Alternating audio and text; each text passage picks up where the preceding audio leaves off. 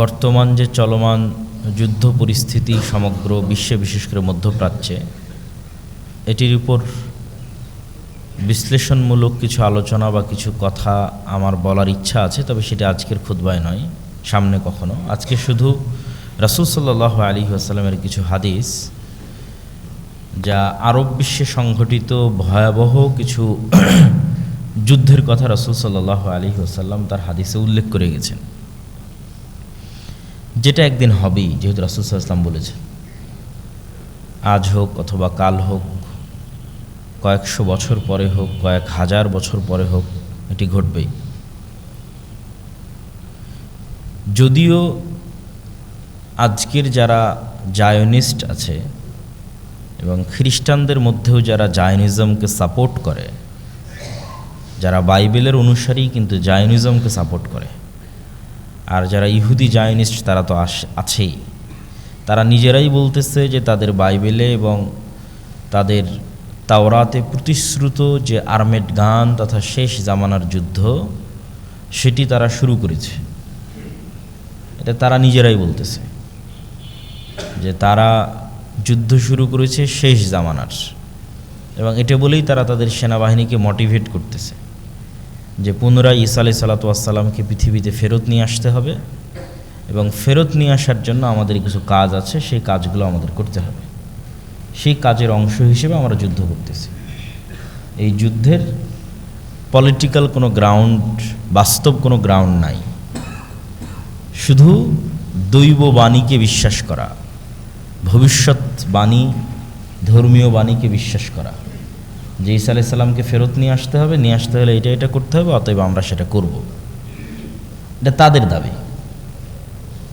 আমরা বলছি না যে এটাই শেষ জামানার যুদ্ধ, কিন্তু শেষ জামানায় কিছু যুদ্ধ হবে, এটা রাসূল সাল্লাল্লাহু আলাইহি ওয়াসাল্লাম বলেছেন। সেই হাদিসগুলো আপনাদের সামনে সংক্ষিপ্ত আকারে তুলে ধরা। আউফ বিন মালিক রাদিয়াল্লাহু তাআলা আনহু থেকে বর্ণিত, তিনি বলেন, রাসূল সাল্লাল্লাহু আলাইহি ওয়াসাল্লাম বলছেন, তোমরা 6টা জিনিস গণনা করে রাখো যা আমার মৃত্যুর পর কিয়ামত পর্যন্ত সংঘটিত হবে। এক, মাউতি, আমার নিজের মৃত্যুই কিয়ামতের অনেক বড় আলামত। মুহাম্মদ সাল্লাল্লাহু আলাইহি ওয়াসাল্লামের নবী হওয়া কিয়ামতের অনেক বড় আলামত। আগের নবীরা তো আর শেষ নবী ছিল না, তাহলে তো কেউ আর বলতে পারবে না যে আরও কত নবী আসবে, আরও নবী আসতে পারে, আরও নবী আসতে পারে, আরও নবী আসতে পারে।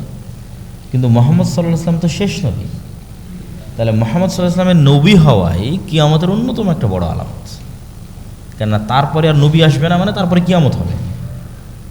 500 বছর পরে হোক, 1000 বছর পরে হোক, 5000 বছর পরে হোক, কিন্তু নবী আর আসতেছে না।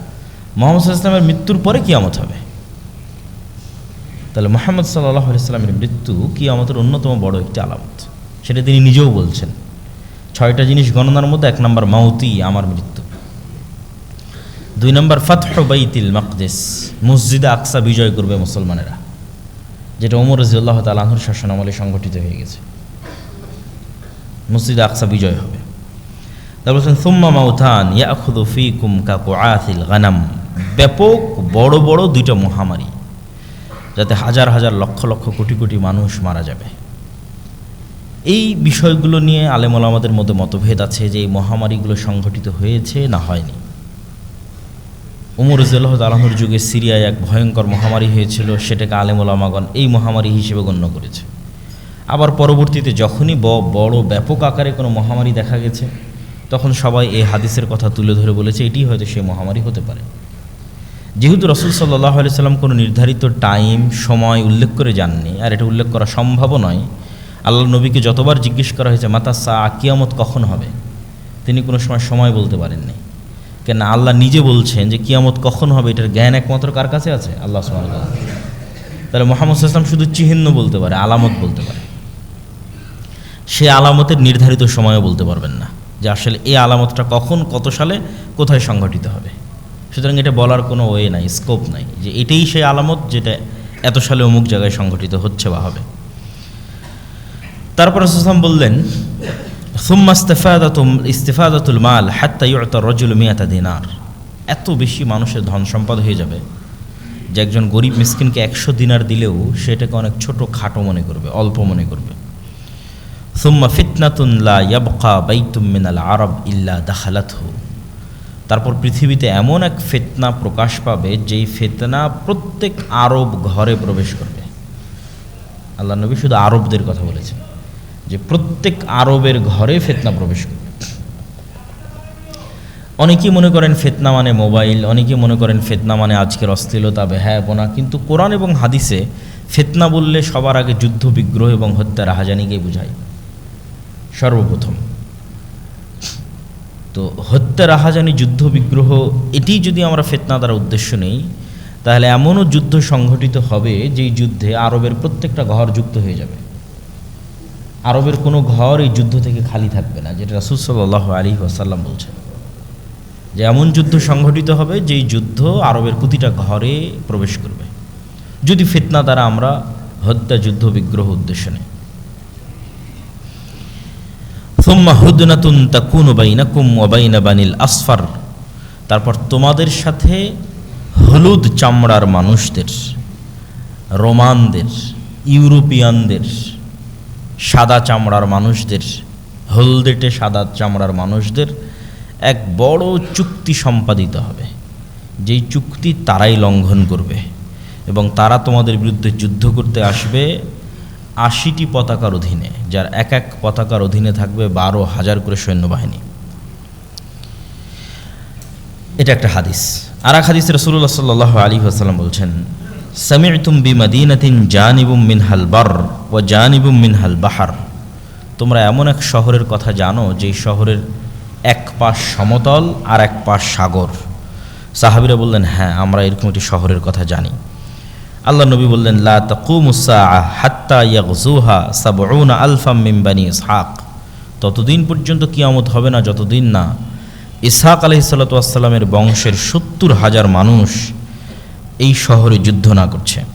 ফাইযা জাউহা নাযালু ফালাম ইউকাতিলু বিসিলাহিন ওয়ালাম ইয়ারমু বিসাহমিন, এই ৭০,০০০ মানুষ যে শহর বিজয়ের জন্য যুদ্ধ করবে, এই যুদ্ধ তারা কোনো অস্ত্র দিয়ে করবে না। রাসূল সাল্লাল্লাহু আলাইহি ওয়াসাল্লাম বলছেন, লাম ইউকাতিলু বিসিলাহিন, কোনো অস্ত্র দিয়ে যুদ্ধ করবে না, ওয়ালাম ইয়ারমু বিসাহমিন, কোনো তীর নিক্ষেপ করবে না।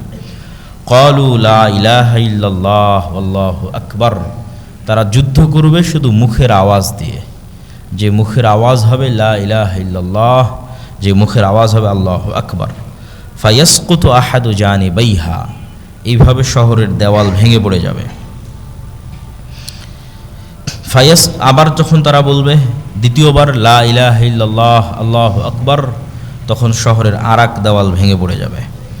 তারপরে তারা আবার বলবে লা ইলাহা ইল্লাল্লাহ আল্লাহু আকবার, তখন শহরের তৃতীয় দেওয়াল ভেঙে পড়ে যাবে। ফায়ুফাররাজু লাহুম ফায়াদখুলুহা ফায়াগনামু ফাবাইনাহুমা হুম ইয়াকতাসিমুনাল মাগানিম, 3টে দেওয়াল ভেঙে যাওয়ার পর তারা ওই শহরে প্রবেশ করতে সক্ষম হবে এবং শহরে বিজয়ী হিসেবে প্রবেশ করার পর যখন তারা গনিমতের মাল বন্টন করবে, তখন অদৃশ্য থেকে একটা আওয়াজ আসবে, ইন্নাদ দাজ্জাল ক্বাদ খারাজ, দাজ্জাল তোমাদের বাড়ি ঘরে প্রবেশ করে গেছে। ফায়াতরুকুনা কুল্লা শাইইন ওয়া ইয়ারজিউন, তখন তারা তাড়াহুড়া করে গনিমতের মাল ফেলে দিয়ে তাদের বাড়ি ঘরের দিকে ফেরত যেতে থাকবে দাজ্জালের খোঁজে। এটা একটা হাদিস। রাসূল সাল্লাল্লাহু আলাইহি ওয়াসাল্লাম আর এক হাদিসে বলছেন, আবু হুরায়রা রাদিয়াল্লাহু তাআলা আনহু থেকে বর্ণিত, তিনি বলেন রাসূল সাল্লাল্লাহু আলাইহি ওয়াসাল্লাম বলেছেন, লা তাকুমুস সাআ হাত্তা ইয়ানজিলার রূমু বিল আ'মাক আও বিদাবিক ফায়াখরুজু ইলাইহিম জাইশুম মিনাল মাদিনা মিন খিয়ারি আহলিল আরজ, ততদিন পর্যন্ত কিয়ামত হবে না যতদিন না রোমানরা আমাক এবং দাবেক নামক জায়গায় একত্রিত না হচ্ছে তোমাদের বিরুদ্ধে।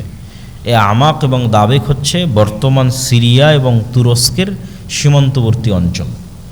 বর্তমানের সিরিয়ার যে সীমানা, যেই সীমানাটা তুরস্কের সাথে লাগে, এই সীমান্তবর্তী অঞ্চলের এখনও এই নামে জায়গা আছে আমাক এবং দাবেক। সেই দিন মদিনা থেকে বের হবে একটা সেনাবাহিনী যারা তৎকালীন বিশ্বের সর্বশ্রেষ্ঠ মানুষ। রাসূল সাল্লাল্লাহু আলাইহি ওয়াসাল্লাম বলছেন, ফাইজা তাসাফু ক্বালাতির রূম খাল্লু বাইনানা ওয়া বাইনাল্লাযী সাবাউ মিন্না নুকাতিলুহুম, তখন মদিনা থেকে আসা এই সর্বশ্রেষ্ঠ অশ্বারোহী বাহিনীকে রোমানরা বলবে, তোমরা আমাদের জন্য রাস্তা ছেড়ে দাও, আমরা এই সিরিয়ান শামের এদের সাথে যুদ্ধ করতে চাই, তোমরা কেন মধ্যে বাধা হচ্ছ? ফায়াকুলুল মুসলিমুনা লা ওয়াল্লাহি লা নুখাল্লি বাইনাকুম ওয়া বাইনা ইখওয়ানিনা, তখন মদিনার মানুষরা বলবে আমরা আমাদের সিরিয়ার ভাইদেরকে একা ছেড়ে দিতে পারি না। ফায়ুকাতিলুনাহুম ফায়ানহাজিমু সুলুসুন লা ইয়াতুবুল্লাহু আলাইহিম, ভয়ঙ্কর যুদ্ধ হবে। এই যুদ্ধে একদল মানুষ পালিয়ে যাবে যুদ্ধের মাঠ থেকে। যুদ্ধের মাঠ থেকে পালিয়ে যাওয়া অনেক বড় কবিরা গুনাহ। তো একদল মানুষ যুদ্ধের মাঠ থেকে পালিয়ে যাবে। রাসূল সাল্লাল্লাহু আলাইহি ওয়াসাল্লাম বলছেন আল্লাহ কোনোদিন তাদের তওবা কবুল করবে না। মুসলমানদের একদল মানুষ যুদ্ধের মাঠ থেকে পালিয়ে যাবে, এদের তওবা কোনোদিন কবুল হবে না। ওয়ায়ুকতালু সুলুসুহুম, আর মুসলমানদের 3 ভাগের 1 ভাগ শহীদ হয়ে যাবে। রাসূল সাল্লাল্লাহু আলাইহি ওয়াসাল্লাম বলছেন এরা পৃথিবীর সর্বশ্রেষ্ঠ শহীদ।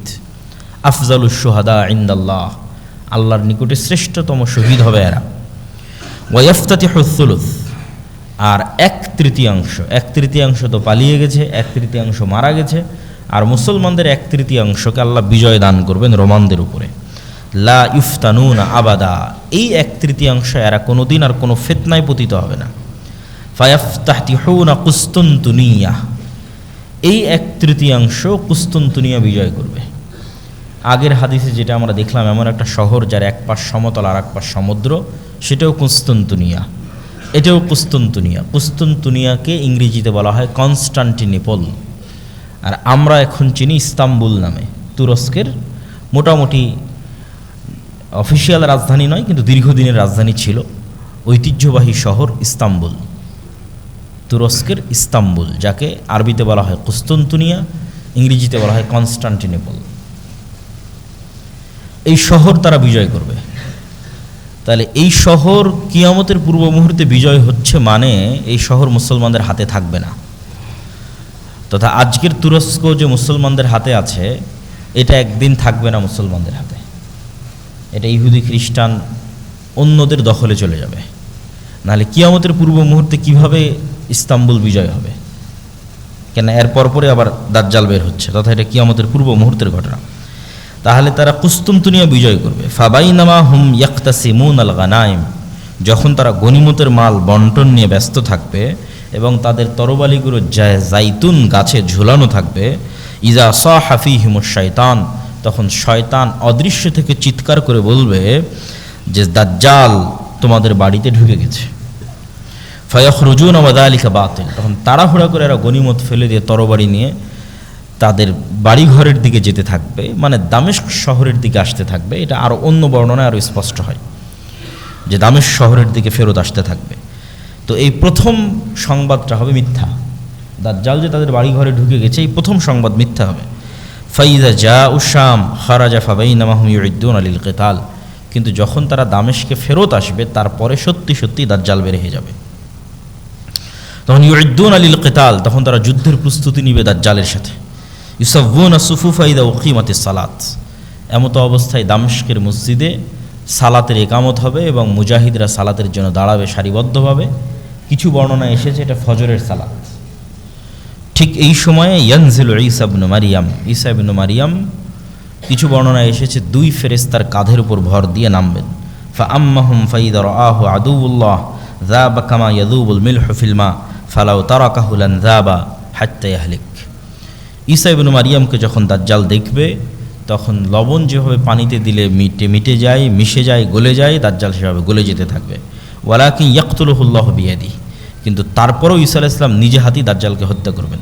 ফায়ুরিহিম দামাহু ফি হারবাতি, এবং যেই অস্ত্র দিয়ে তিনি দাজ্জালকে হত্যা করবেন ওটা জনগণকে দেখাবেন যে দেখো দাজ্জালকে হত্যা করেছি।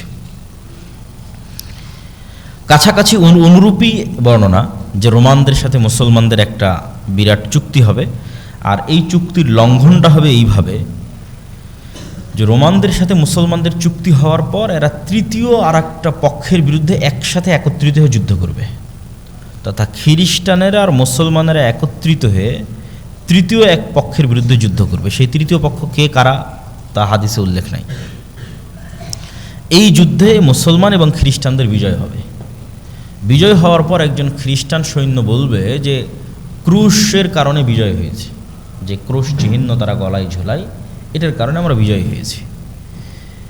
এইটা দেখে এক মুজাহিদ মুমিন ওই ক্রুশটাকে ভেঙে দিবে, বলে না আমরা আল্লাহর সহযোগিতায় বা আল্লাহর সাহায্যে বিজয়ী হয়েছি।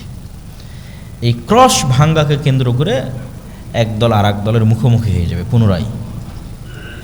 এবং এই যে মুখোমুখি হবে, এই মুখোমুখির কথাই বলা হচ্ছে যে 80টা পতাকার অধীনে তারা একত্রিত হবে, যার এক এক পতাকার অধীনে 12,000 করে সৈন্যবাহিনী থাকবে, এবং মুসলমানদের 3 ভাগের 1 ভাগ পালিয়ে যাবে, 1 ভাগ শহীদ হবে, 1 ভাগ বিজয় হবে, এবং বিজয় হওয়ার পর কনস্টান্টিনোপল, ইস্তাম্বুল, তুরস্ক বিজয় হবে। এই যুদ্ধের আর অন্য বর্ণনায় রাসূল সাল্লাল্লাহু আলাইহি ওয়াসাল্লাম বলছেন যে এই যুদ্ধ এত ভয়াবহ হবে যে 100 জন মানুষের 99 জনই মারা যাবে, একজন বেঁচে থাকবে। একটা পাখি যদি আকাশে 1 মাস উড়ে, তাহলে 1 মাস উড়লেও লাশের সারি শেষ করতে পারবে না, লাশের দুর্গন্ধে সে মৃত অবস্থায় পড়ে যাবে। তার বাঁচার মতো আলাদা কোনো আশ্রয়স্থল, যেখানে লাশ নাই, লাশের দুর্গন্ধ নাই, এরকম কোনো সেফ জায়গা সে খুঁজে বের করতে পারবে না। উঠতে উঠতে উঠতে উঠতে ক্লান্ত হয়ে মরে পড়ে যাবে। এত বেশি পরিমাণে মানুষ এই যুদ্ধে মারা যাবে যে মানুষ আর গনিমতের মালেও সন্তুষ্ট হবে না, মানুষের ওয়ারিস বন্টন করার কেউ থাকবে না। এগুলো সব রাসূল সাল্লাল্লাহু আলাইহি ওয়াসাল্লাম বিভিন্ন হাদিসে বলেছেন। ওই সেম ঘটনার ধারাবাহিকতায় বিভিন্ন হাদিস। তারপরে যখন আড়াল থেকে ঘোষণা হবে দাজ্জাল তোমাদের বাড়িঘরে প্রবেশ করে গেছে, তখন যারা তাড়াহুড়ো করে বের হবে দাজ্জালকে খুঁজতে, আর এক বর্ণনায় রাসূল সাল্লাল্লাহু আলাইহি ওয়াসাল্লাম বলছেন যে মুজাহিদদের মধ্যে 10 জনকে পাঠানো হবে, যে তোমরা যাও, অশ্বারোহী 10 জন অশ্বারোহীকে পাঠানো হবে, দেখো তো দাজ্জাল সত্যি সত্যি আমাদের বাড়িতে ঘরে ঢুকে গেছে কিনা। রাসূল সাল্লাল্লাহু আলাইহি ওয়াসাল্লাম বলছেন ওই 10 অশ্বারোহীর নাম, ওদের চেহারা, ওদের বাপের নাম, ওদের বংশের নাম আমি বলে দিতে পারবো যে 10 জন কারা, যে 10 জন দাজ্জালের অনুসন্ধানে বের হবে। ওরা তৎকালীন বিশ্বের সর্বশ্রেষ্ঠ ঈমানদার এবং সর্বশ্রেষ্ঠ অশ্বারোহী, যারা মদিনা থেকে বের হয়ে আসবে শাম বা সিরিয়ায়।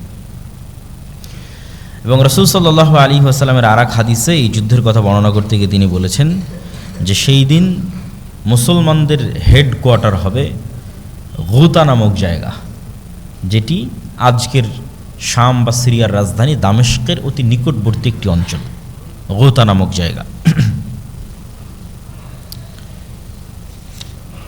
রাসূল সাল্লাল্লাহু আলাইহি ওয়াসাল্লাম দাজ্জালের বিষয়ে কিছু হাদিস, বিস্তারিত দাজ্জালের ভয়ঙ্কর এবং ভয়াবহ ফিতনার কিছু হাদিস তিনি তুলে ধরেছেন, যেগুলো আমরা সংক্ষিপ্ত, বেশি সময় নেব না, অল্প অল্প করে আমরা একটা দুটো হাদিস বলে আজকের আলোচনা শেষ করব ইনশাল্লাহ। ফাতেমা বিনতে কাইস রাদিয়াল্লাহু তাআলা আনহা থেকে বর্ণিত, তিনি বলেন এক সালাতের পর আল্লাহর নবী বললেন মাইকে বা মুখে, মাইকে তো না, মুখে ঘোষণা হলো যে তোমরা সবাই বসে পড়ো, রাসূল সাল্লাল্লাহু আলাইহি ওয়াসাল্লাম কথা বলবেন। তো মানুষজন সব বসে পড়লো। রাসূল সাল্লাল্লাহু আলাইহি ওয়াসাল্লাম মেম্বারে দাঁড়ালেন। মেম্বারে দাঁড়িয়ে তিনি বলতে লাগলেন যে আজকে আমি তোমাদেরকে এমন এক গল্প শোনাবো যে গল্প আমি তোমাদের সামনে অনেক করেছি। এই গল্প হচ্ছে তামিম আদ-দারির গল্প। আন্না তামিম আদ-দারি কান রাজুলান নাসরানিয়ান, যে ছিল খ্রিস্টান মানুষ, যা ফাবায়া ওয়া আসলামা, সে আল্লাহ নবীর হাতে হাত রেখে ইসলাম গ্রহণ করার পর এই ঘটনা সে আল্লাহ নবীকে শোনায়। সেই ঘটনা হচ্ছে আন্নাহু রাকিবা ফি সাফিনাতিন বাহরিয়াতিন মা 30 রাজুলাম, সে তার নিজ গোত্র এবং আর 2-3টা আরব গোত্রের 30 জন মানুষকে নিয়ে একটা নৌকায় দীর্ঘ লম্বা সফরে বের হয়।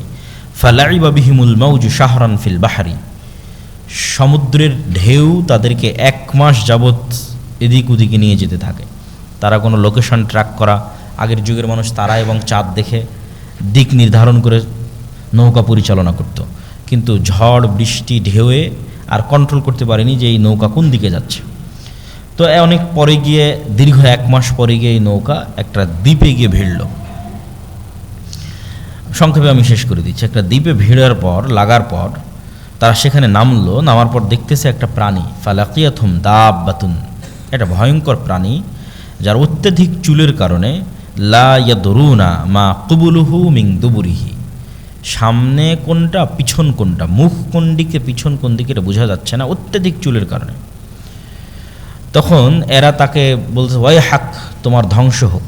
তখন ওই প্রাণী উত্তরে বলছে আনাল জাসসাসা, আমি হচ্ছে গোয়েন্দা।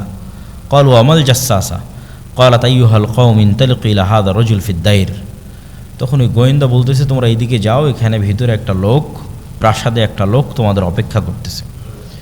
তখন আমরা যখনই একটা মানুষের কথা শুনলাম যে একটা মানুষ অপেক্ষা করছে, তখন আমরা এর থেকে বেঁচে ফেরার জন্য, এই তো একটা প্রাণী যে নিজেকে গোয়েন্দা বলতেছে, তার থেকে বেঁচে ফেরার জন্য আমরা দৌড়ে চলে গেলাম ওই মানুষের দিকে। তো মানুষের দিকে গিয়ে দেখি ফাইদা ফিহি আ'যামু ইনসানিন রাআইনাহু কাত্তু, এত বিশাল দেহের মানুষ আমরা জীবনে কখনো দেখিনি, যাকে বাধা আছে তার হাত এবং তার কাঁধের সাথে বাধা আছে। মা বাইনা রুকবাতাইহি ইলা কা'বাইহি বিল হাদিদ, তার হাঁটু, তার হাত, কোনই, কাঁধ, এগুলো লোহার জিঞ্জির দিয়ে বাধা আছে। কুলনা ওয়াইলাক মা আনতা ক্বালা ক্বাদ কদারতুম আলা খাবরি ফাআখবিরুনি মা আনতুম। আমরা ওকে জিজ্ঞেস করলাম, এই তুমি কে? তো সে বলল, তোমরা তো জানবেই আমি কে, আগে বলো তোমরা যে তোমরা কারা, আমি কে এটা তো তোমরা জানবেই। তখন আমরা বললাম, নাহনু উনাসুম মিনাল আরব রাকিবনা ফি সাফিনাতিন বাহরিয়াতিন, আমরা আসলে আরবের কিছু মানুষ, ব্যবসায়িক কাজে বের হয়েছিলাম, এইভাবে আমরা এখানে আসলাম, এইভাবে তোমার কাছে পৌঁছলাম। তখন এই ব্যক্তি এই সমস্ত মানুষদেরকে জিজ্ঞেস করছে, আখবিরুনি আন নাখলি বাইসান, তিনটা প্রশ্ন করেছে। বাইসান খেজুর বাগানের কথা বলো, তাবারিয়া নামক সমুদ্রের কথা বলো, আর আইনে জোগার নামক ঝর্ণার কথা বলো। তিনটা প্রশ্ন। তখন এই মানুষজন তাদেরকে বলছে, তুমি এই তিনটার কি জানতে চাও? তুমি যে বাইসান খেজুর বাগানের কথা জানতে চাও, এটার কি জানতে চাও? বলে, আসআলুকুম আন নাখলিহা হাল ইউসমির আমলা, আমি জানতে চাই বাইসান খেজুর বাগানে এখনও খেজুর হয় না? বলে, এখনও হয়। তো অচিরে একদিন এই বাগানে খেজুর হবে না। আমি জানতে চাই তাবারিয়া নামক এই সমুদ্রে, এই সাগরে, এই দ্বীপে, এই খালে পানি আছে না নাই? তো বলে, আছে। তো বলে, অচিরে এখানে একদিন পানি থাকবে না। আইনে জোগার নামক ঝর্ণায় পানি আছে না নাই? তো বলে, আছে। তো বলে, অচিরে এখানে একদিন পানি থাকবে না। আধুনিক যারা গবেষক তারা গবেষণা করে দেখেছেন এই তিনটে জায়গায় এখন ইসরায়েলের সীমানার অন্তর্ভুক্ত, এবং তাবারিয়া নামক যে সুন্দর সমুদ্র, এটা খ্রিস্টানদের একটা অত্যন্ত ভ্রমণের জায়গা, পবিত্র ভ্রমণের জায়গা। তারা মনে করে যে ঈসা আলাইহিস সালাতু ওয়াস সালাম যত মুজিজা দেখিয়েছেন, সকল মুজিজা তিনি এই তাবারিয়া নামক সমুদ্রের পাশে দেখিয়েছেন। জীবিতকে মৃত করা, কুষ্ঠ রোগীকে ভালো করা, এই জন্য তারা এই তাবারিয়া সাগরকে তারা অনেক পবিত্র মনে করে, এবং লক্ষ লক্ষ খ্রিস্টান ইসরায়েলে ঘুরতে যায় এই তাবারিয়া নামক সাগর দেখতে। তো দাজ্জাল এই তিনটে জায়গার কথা জিজ্ঞেস করলো। তারপরে 4 নম্বরে জিজ্ঞেস করলো, আখবিরুনি আন নাবিয়্যিল উম্মিয়িন, অশিক্ষিত মূর্খ নবীর কথা বলো। আনপড়, যিনি লেখা জানেন না, পড়া জানেন না, এরকম কোনো নবী এসেছে কিনা আরবে? আমাদের নবী মুহাম্মদ সাল্লাল্লাহু আলাইহি সাল্লাম লিখতেও জানতেন না, পড়তেও জানতেন না। ক্বালু ক্বাদ খারাজা মিন মক্কা ওয়া নাযালা ইয়াসরিব, হ্যাঁ তিনি এসেছে, মক্কা থেকে বের হয়ে মদিনায় হিজরত করেছেন। কি অবস্থা? তো তার সাথে আরবদের যুদ্ধ চলতেছে ইত্যাদি। তখন সে নিজে বলতেছে, ইন্না যাকা খায়রুন লাহুম ইউতিউহু, মানুষের কল্যাণ হবে এই নিরক্ষর, আনপড়, যিনি লেখা এবং স্বাক্ষর এবং পড়া জানেন না, এই নবীকে মেনে নেওয়া এটা মানুষের উচিত হবে। আর আমি তোমাদেরকে সংবাদ দিচ্ছি যে আমি হচ্ছে মাসিহ দাজ্জাল। আমাকে আল্লাহ সুবহানাহু ওয়া তাআলা একদিন বের হওয়ার অনুমতি দিবেন, সেই দিন আমি বের হব এবং 40 দিনে সমগ্র পৃথিবী সফর করব, গায়রা মক্কা ওয়া তাইবাহ, মক্কা এবং মদিনা ছাড়া। ফাহুমা মুহাররামাতান আলাইয়া কিলতাহুমা, কেন মক্কা এবং মদিনা আমার উপর হারাম থাকবে। আমি যতবার মক্কা এবং মদিনায় প্রবেশ করার চেষ্টা করব, ততবারই ফেরেশতা তাদের উন্মুক্ত তরবারি দিয়ে আমাকে বাধা দিবে। তখন রাসূল সাল্লাল্লাহু আলাইহি ওয়াসাল্লাম তার যে খুতবার লাঠি ছিল, এই লাঠি দিয়ে এইভাবে বাড়ি দিয়ে বললেন, হাযিহি তাইবাহ, হাযিহি তাইবাহ, হাযিহি তাইবাহ, এটাই হচ্ছে সেই তাইবা, এটাই হচ্ছে সেই তাইবা, সেই মদিনা যেখানে দাজ্জাল প্রবেশ করতে পারবে না। এবং আমি এই দাজ্জালের ঘটনা তোমাদেরকে এর আগেও বলেছি। এবং রাসূল সাল্লাল্লাহু আলাইহি সাল্লাম হাত দিয়ে ইশারা করলেন পূর্ব দিকে, যে দাজ্জাল পূর্ব দিক থেকে বের হবে। মদিনা থেকে সরাসরি পূর্ব দিকে যদি রেখা টানা হয়, তাহলে যেই উপসাগরকে কেন্দ্র করে এখন যুদ্ধ চলতেছে সেই উপসাগর পড়ে আর কি, মানে সৌদি আরবের সীমানা যদি আমরা বাদ দিয়ে দিই, যে সৌদি আরবের সীমানার পরে আমরা পূর্ব দিকে মদিনা থেকে একটা রেখা টানতেছি, কোথায় গিয়ে থাকে? তাহলে সৌদি সীমানা শেষ হলে প্রথমে সাগর পড়বে, পারস্য উপসাগর, তারপরে ইরান পড়বে, তারপরে এইভাবে সামনের দিকে যেতে থাকবে পূর্ব দিক। তো রাসূল সাল্লাল্লাহু আলাইহি ওয়াসাল্লাম বললেন পূর্ব দিক থেকে দাজ্জাল বের হবে। দাজ্জাল সম্পর্কে রাসূল সাল্লাল্লাহু আলাইহি ওয়াসাল্লামের আরও 2-1টি সংক্ষিপ্ত বর্ণনা এই তথ্যের সাথে সম্পৃক্ত, কানেক্টেড। দাজ্জাল যে 40 দিন পৃথিবীতে ঘুরবে, এই 40 দিনের প্রথম দিন হবে 1 বছরের সমান, এই 40 দিনের দ্বিতীয় দিন হবে 1 মাসের সমান, এই 40 দিনের তৃতীয় দিন হবে 1 সপ্তাহের সমান, এবং এই 40 দিনের বাকি 37 দিন হবে স্বাভাবিক দিনের সমান। রাসূল সাল্লাল্লাহু আলাইহি ওয়াসাল্লামকে জিজ্ঞেস করে আল্লাহ নবী, সে এত দ্রুত কীভাবে 40 দিনে সমগ্র পৃথিবী সফর করবে, তার গতি কেমন হবে? তো আল্লাহ নবী বললেন, কাল গাইসি ইস্তাদবারাতহুর রিহ, আকাশে যে তোমরা মেঘ দেখো, এই মেঘ যখন চলে, এই মেঘ চলার যে গতি, সেই গতি হবে। তো আল্লাহ নবী মেঘের সাথেই কেন সাদৃশ্য দিলেন আর মেঘের চলার গতির সাথেই কেন সাদৃশ্য দিলেন, এটা স্পষ্ট বোধগম্য নয়। সরাসরি দাজ্জালের নিজের গতি এরকম হবে আকাশে ওড়ার মতো, না দাজ্জাল আকাশে ওড়ার কোনো যন্ত্র ব্যবহার করবে, আল্লাহু আলাম, আল্লাহ সুবহানাহু ওয়া তাআলা ভালো জানেন। রাসূল সাল্লাল্লাহু আলাইহি ওয়াসাল্লাম বললেন, দাজ্জাল যখন কোনো এলাকায় যাবে তখন তাদেরকে ডাক দিবে তার উপর ঈমান আনার জন্য। এই নরসিংদীর মানুষ, এই বাংলাদেশের মানুষ, ওই যে এরিয়াতে যাবে, তোমরা আমার প্রতি ঈমান আনয়ন করো। তো যেই এলাকার মানুষ ঈমান আনয়ন করবে, ওই এলাকার আকাশকে দাজ্জাল আদেশ দিবে, ফাতুমতিরুস সামা, আকাশকে আদেশ দেবে, আকাশ বৃষ্টি বর্ষণ করে এলাকায়। তখন আকাশ সেই এলাকায় বৃষ্টি বর্ষণ করবে। জমিনকে আদেশ দিবে দাজ্জাল যে ফসল উৎপাদন করো, ফাতুমবিত, তখন সেখানে ফসল উৎপাদন হবে। আর ওই অঞ্চলের মানুষ টাকা পয়সা, ধন দৌলত, খাবার দাবারে পরিপূর্ণ হয়ে যাবে তাদের। এবার দাজ্জাল কোনো এক এলাকায় গিয়ে যখন বলবে যে এই ঈমান আনয়ন করো, আর ওই এলাকার মানুষ যখন বলবে যে না আমরা ঈমান আনয়ন করবো না, তখন দাজ্জাল ওই আকাশকে বলবে বৃষ্টি বন্ধ করে দাও, জমিনকে বলবে উৎপাদন বন্ধ করে দাও। ওই এলাকা থেকে দাজ্জাল যখন চলে যাবে তখন সেটা দুর্ভিক্ষে পরিণত হয়ে যাবে। আর এক হাদিসে রাসূল সাল্লাল্লাহু আলাইহি ওয়াসাল্লাম, আমরা যে শাম সিরিয়ার যে মুজাহিদদের কথা বলতে যখন ঈসা আলাইহিস সালাম আসবে, ওখানেও বলা আছে যে শাম বা সিরিয়ার মানুষ দাজ্জালের আনুগত্য না করার কারণে সেখানে দুর্ভিক্ষ দেখা দিবে এবং মানুষ তার ধনুককে আগুনে পুড়িয়ে সেটার রশি খাওয়া শুরু করবে, এই পরিমাণ দুর্ভিক্ষ দেখা দিবে। তখন তারা ঈসা আলাইহিস সালামের অপেক্ষা করবে এবং ঈসা আলাইহিস সালাম আসার পর দাজ্জালের এই ভয়ঙ্কর ফিতনা থেকে তারা মুক্তি পাবে। নাহলে দাজ্জালের এই ভয়ঙ্কর ফিতনা এমনভাবে মানুষকে গ্রাস করবে, প্রত্যেক যে মানুষের ন্যূনতম দুনিয়াবি লোভ আছে, ন্যূনতম, সেই ফিতনায় পা দিয়ে দিবে। আর যে মানুষের চুল পরিমাণ দুনিয়ার লোভ নাই, যে মৃত্যুর জন্য প্রস্তুত, যে আমার জন্ম হয়েছে বাস মরার জন্য, ঈমান অবস্থায় মৃত্যুকে সকল কিছুর উপর প্রাধান্য দিবে, এই ধরনের মানুষেরা দাজ্জালের ফিতনা থেকে বেঁচে যেতে পারে। এটা পৃথিবীর সবচেয়ে ভয়ঙ্কর ফিতনা, যে ফিতনা সম্পর্কে অতীতের সকল নবী রাসূল সতর্ক করেছেন। রাসূলুল্লাহ সাল্লাল্লাহু আলাইহি ওয়াসাল্লাম দাজ্জালের কথা বলতে গিয়ে আরও বলেছেন যে দাজ্জাল মদিনার একজন মানুষকে হত্যা করে জীবিত করবে। দাজ্জাল যখন মদিনায় যাবে, মদিনার মধ্যে তো প্রবেশ করতে পারবে না, মদিনার পাশে যখন যাবে তখন মদিনা বিশাল ঝাঁকুনি হবে, ভূমিকম্প হবে, এবং এই ভূমিকম্পে মদিনার যারা ফাসেক ফাজের মোনাফিক আছে তারা মদিনা থেকে বের হয়ে এসে দাজ্জালের পূজা করবে, আর একমাত্র পাক্কা মুমিনেরা মদিনায় থেকে যাবে, যাদের ঈমান খুব মজবুত, টপ লেভেলের। তো ওই রকম একজন ঈমানদার ব্যক্তি বের হয়ে আসবে যাকে দাজ্জাল হত্যা করবে, যে দাজ্জালকে অস্বীকার করবে এবং হত্যা করার পর আবার জীবিত করবে। জীবিত করার পর ওকে বলবে যে এই তোমাকে হত্যা করেছিলাম, তোকে জীবিত করলাম, এখনও তুমি আমাকে, আমার প্রতি ঈমান আনতেছো না, আমাকে রব্বুল আলামিন হিসেবে বিশ্বাস করতেছো না। তখন এই মুজাহিদ বলবে যে আমার আগের চেয়ে ইয়াকিন বেশি হয়ে গেছে যে তুমি সেই দাজ্জাল, আগের চেয়ে আমার ঈমান আরও মজবুত হয়ে গেছে। তখন দাজ্জাল আরও ক্ষিপ্ত হবে এবং তাকে আবারও হত্যা করতে চাইবে, কিন্তু তাকে হত্যা করতে পারবে না। যাই হোক, এইভাবে দাজ্জালের যে সংক্ষিপ্ত ঘটনা, এই ঘটনা শেষ হওয়ার পর কী হবে? দাজ্জালকে ঈসা আলাইহিস সালাতু ওয়াস সালাম হত্যা করবেন। ঈসা আলাইহিস সালাম যখন দামেস্কের মসজিদে নামবেন, নামার পরে তিনি দাজ্জালকে খুঁজতে থাকবেন। ইমাম মাহদী এবং তার সৈন্যবাহিনী এবং মুজাহিদ খুঁজতে খুঁজতে তিনি জেরুজালেমের লুদ নামক দরজায় দাজ্জালকে পাবেন এবং দাজ্জাল তাকে দেখে গলতে থাকবে, কিন্তু গলা শেষ হওয়ার পূর্বেই ঈসা আলাইহিস সালাতু ওয়াস সালাম দাজ্জালকে হত্যা করবেন এবং সেই রক্ত মানুষকে দেখাবে।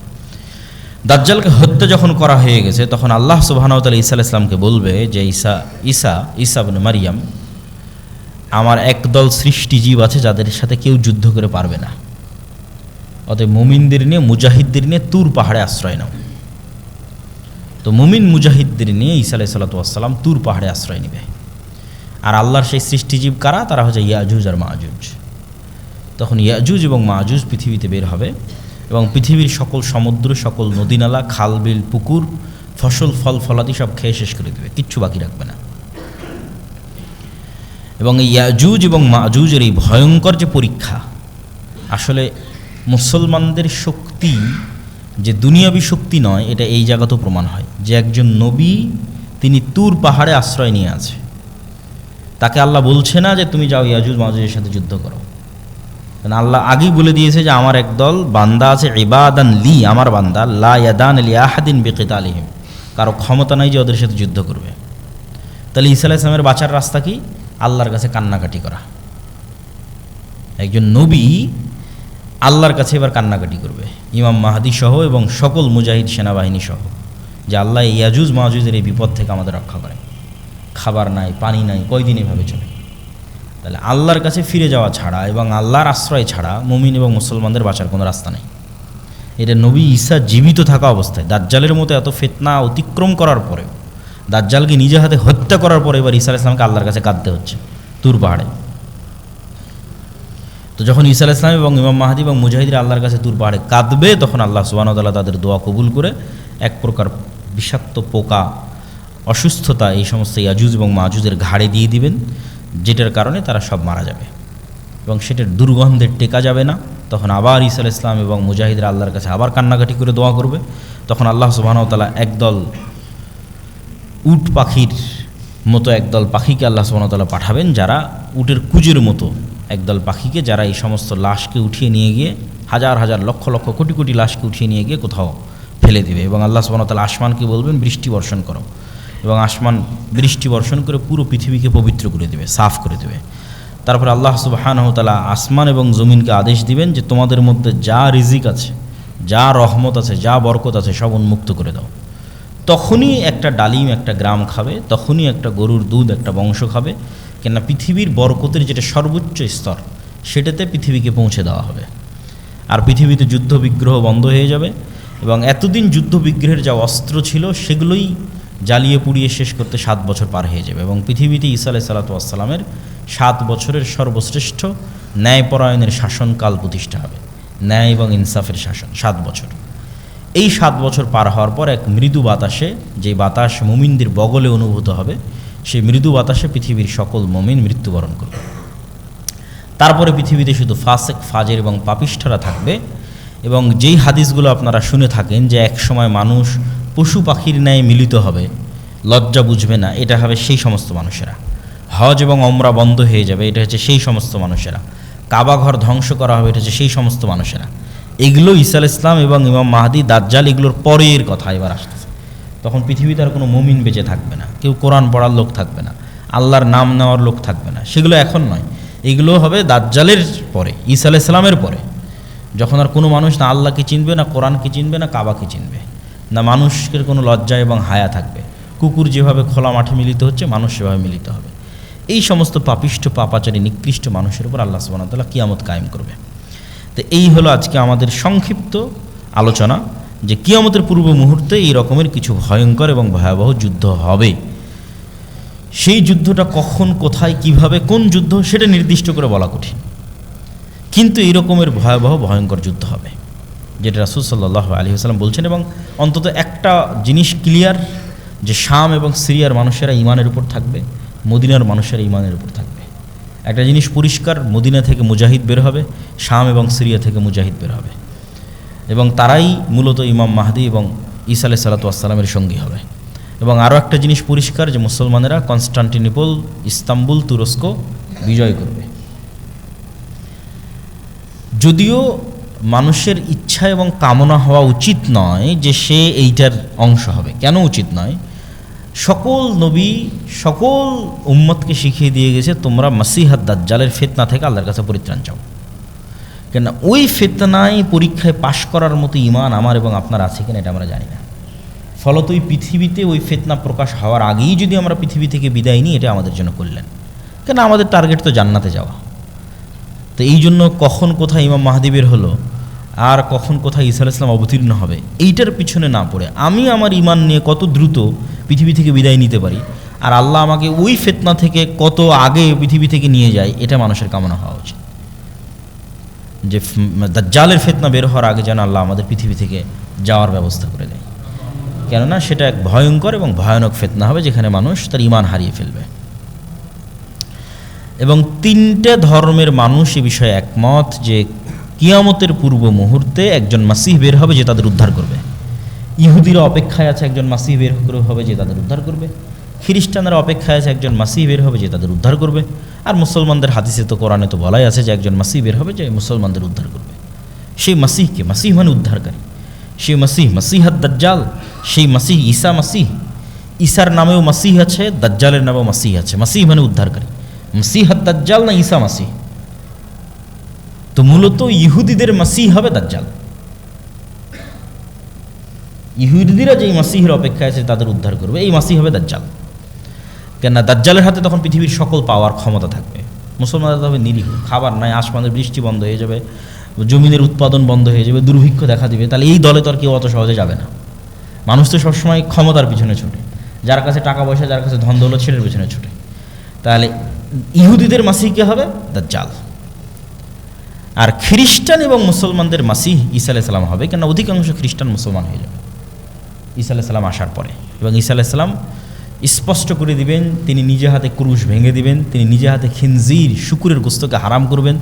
তথা খ্রিস্টানরা আজ পর্যন্ত যে ভ্রান্তির উপর আছে, এই ভ্রান্তি ঈসা আলাইহিস সালাম নিজে খণ্ডন করবেন, যে তোমাদের ভ্রান্তিগুলো ভ্রান্তি।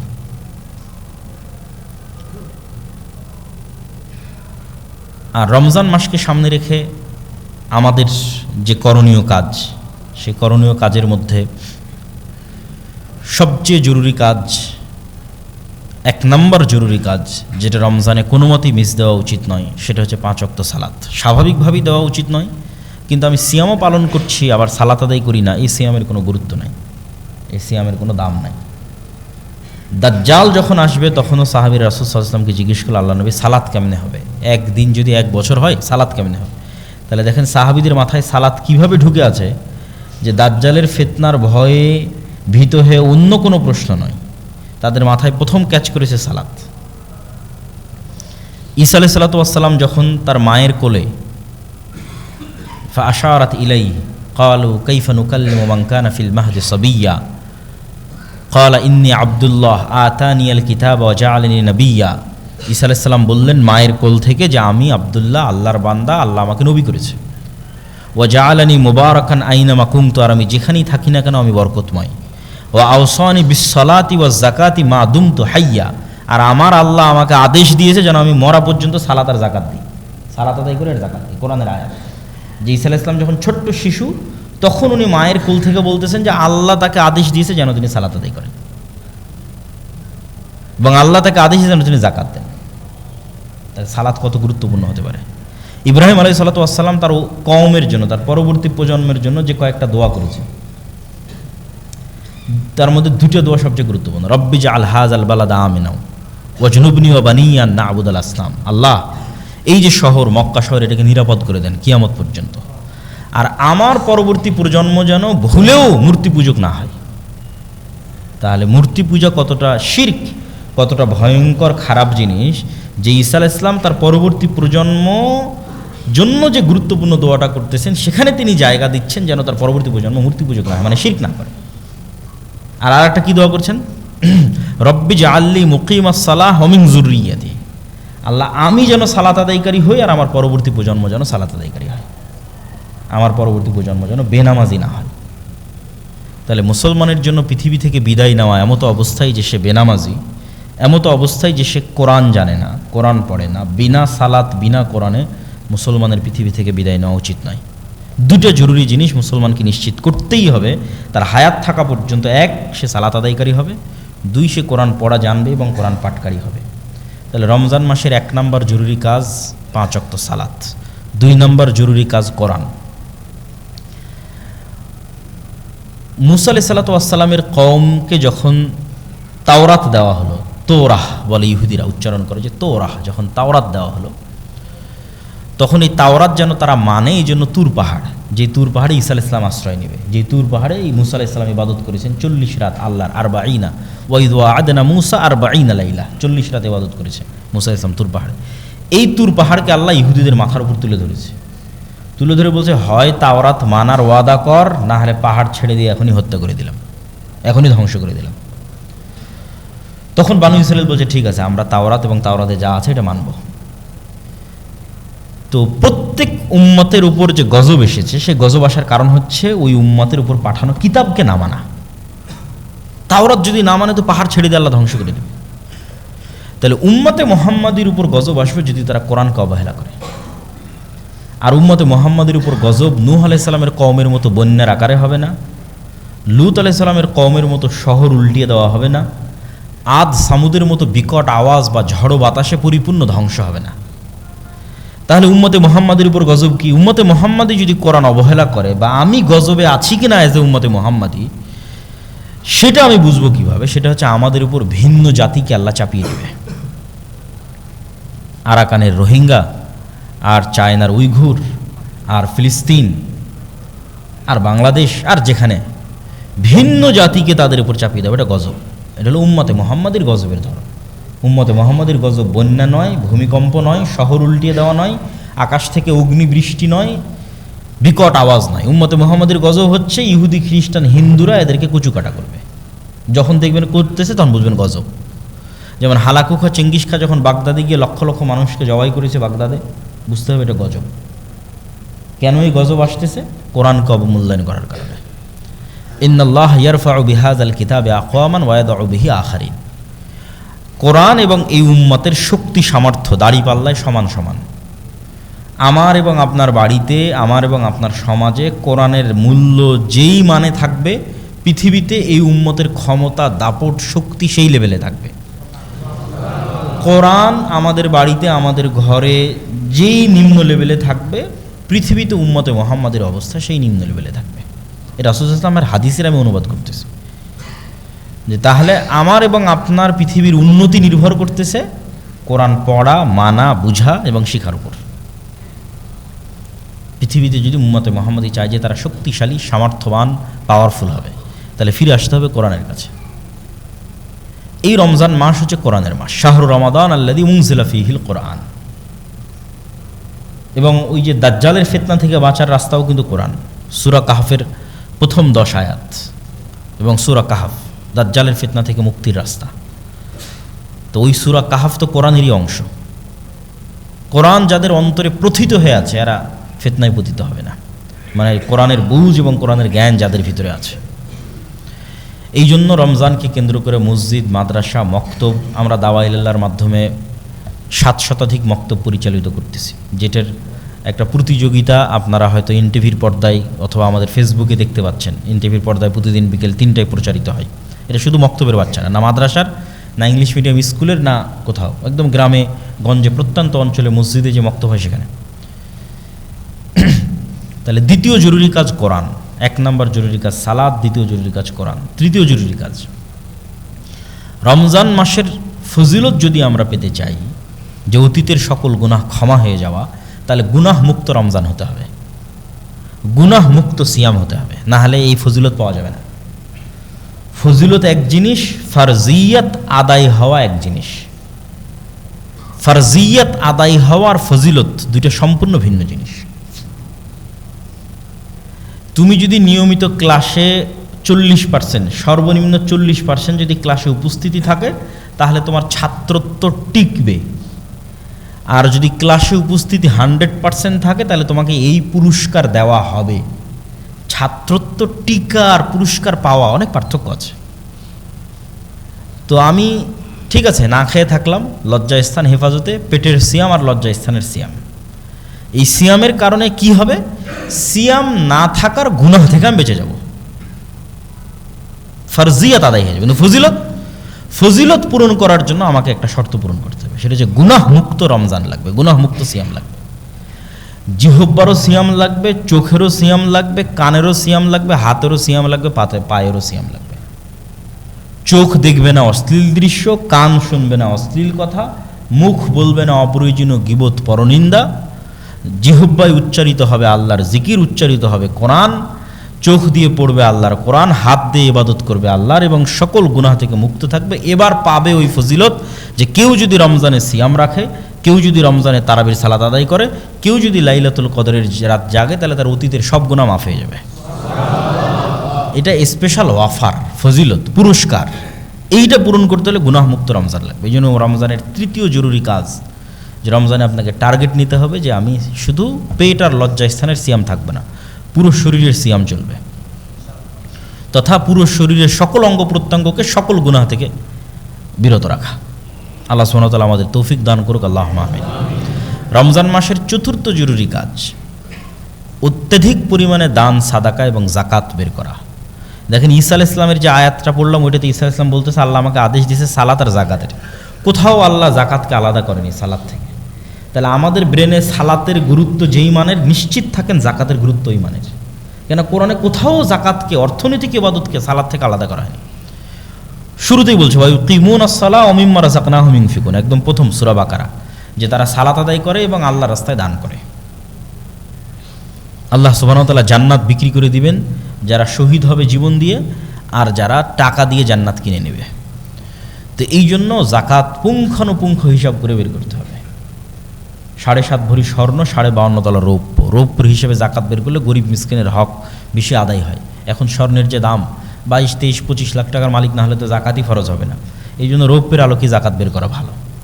1 লাখ টাকা সমপরিমাণ সম্পদ, 80,000 থেকে 1 লাখ, এটাই নেশাব হওয়ার জন্য যথেষ্ট। আর নেশাব যখন 1 বছর অতিক্রম করবে, 1 বছর পর যখন আবার দেখবেন হ্যাঁ আপনার কাছে 1 লাখ বা সমপরিমাণ টাকা আপনার কাছে আছে, তখন আপনি এবার জাকাতের হিসাব করবেন। হিসাব করতে গিয়ে সব একত্রিত করবেন, যত স্বর্ণ আছে, যত গয়না আছে, যত ক্যাশ মানি আছে, ব্যাংক ব্যালেন্স, যত টাকা জমা রাখা আছে, মানুষের কাছে পাওনা পাবেন এরকম যত টাকা আছে সব একত্রিত করে তার 2.5%, বর্তমান বাজার দর ধরে 2.5%। আর ব্যবসায়ী হলে আপনার বিক্রিযোগ্য পণ্য কতখানি আছে, কাঁচামাল কতখানি আছে, যেমন সুতা কতখানি এখন স্টকে আছে, আর কাপড় তৈরি করেছেন এখন বাজারে বিক্রি হবে সেটা কতখানি আছে। ফিক্সড অ্যাসেট হিসাবের মধ্যে আসবে না। ব্যবসায়িক কাজের জন্য যে সমস্ত গাড়ি ঘোড়া বাড়ি এগুলো চলতেছে, বাড়ি ভাড়া নেওয়া আছে, মেশিনারিজ চলতেছে, এগুলোর জাকাত লাগবে না।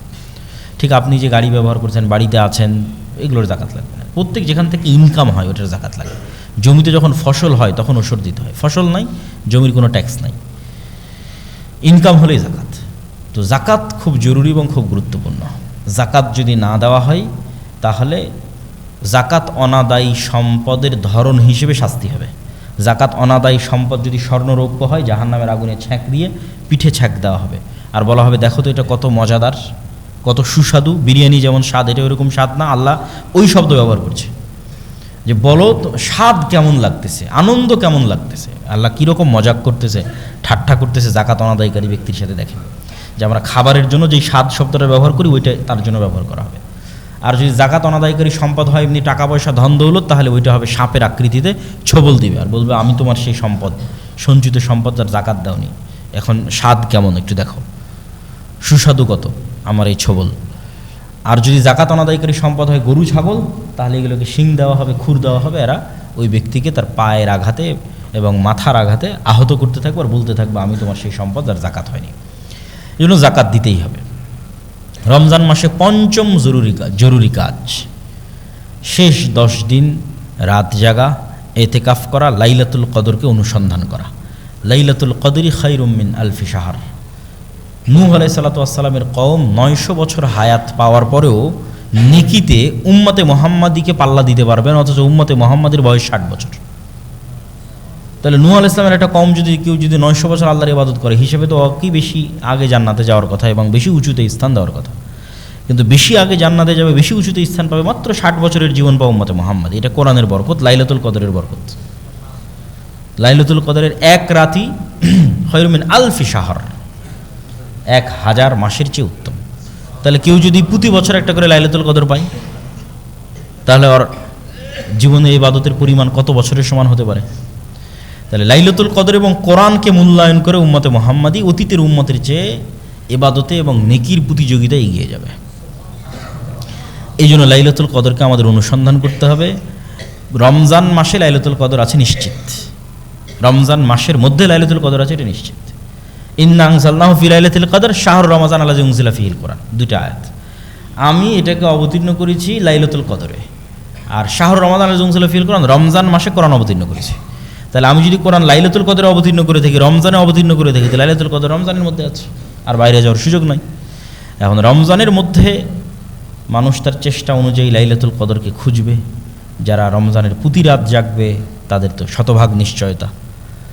যারা তার চেয়ে কম জাগতে চায় তারা শেষ 10 দিনের প্রত্যেক রাত, যারা তার চেয়ে কম জাগতে চায় তারা শেষ 10 দিনের বিজোড় রাত, এর নিচে নামার সুযোগ নেই। শুধু 27, শুধু 21 এরকম কোনো স্পষ্ট দলিল কোরআন এবং হাদিসে নাই। শেষ 10 দিনের বিজোড়ের কথা রাসূল সাল্লাল্লাহু আলাইহি ওয়াসাল্লাম বলেছেন। আর যারা ইতিকাফে থাকবে তাদের জন্য জরুরি হচ্ছে রমজান মাসে ইতিকাফ অবস্থায় অন্য স্বাভাবিক গল্প তো বহু পরের কথা, অন্য আলেম ওলামার বক্তব্য শোনা, অন্য আলেম ওলামার বই পড়াও ঠিক না। এতেকাফ অবস্থায় আপনার কাজ জিকির, সালাত, কোরআন, দোয়া, ব্যাস। এইভাবে এতেকাফকে মূল্যায়ন করতে হবে। মানে এতেকাফে বসে আপনি সারাদিন ফোন চালাচ্ছেন, এটা এতেকাফ হলো না। এতেকাফ মানে সোশ্যালি ডিসকানেক্টেড হওয়া। তো আগের যুগে আমরা ফিজিক্যালি, যেহেতু আমাদের সমাজ ব্যবস্থা ছিল, তাই ফিজিক্যালি গিয়ে আমরা ডিসকানেক্ট হতাম মসজিদের কোনায়। এখনকার আমাদের সমাজ ব্যবস্থা হচ্ছে ডিজিটাল সমাজ ব্যবস্থা।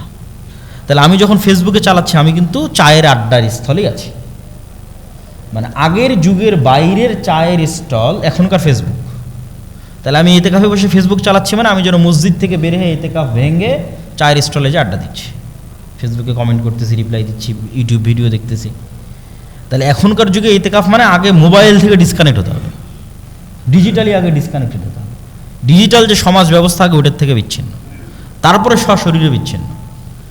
ডিজিটালি এটা সাথে গেল এবং এটার মাধ্যমে সমাজ ব্যবস্থার সাথে কানেক্ট থাকলাম, এই এতেকাফ প্রকৃত এতেকাফ হবে না। এই জন্য যারা এতেকাফে বসবেন তারা এই বিষয়গুলো খেয়াল রাখার চেষ্টা করবেন। আল্লাহ সুবহানাহু ওয়া তাআলা আমাদের রমজানকে মূল্যায়ন করার তৌফিক দান করুন।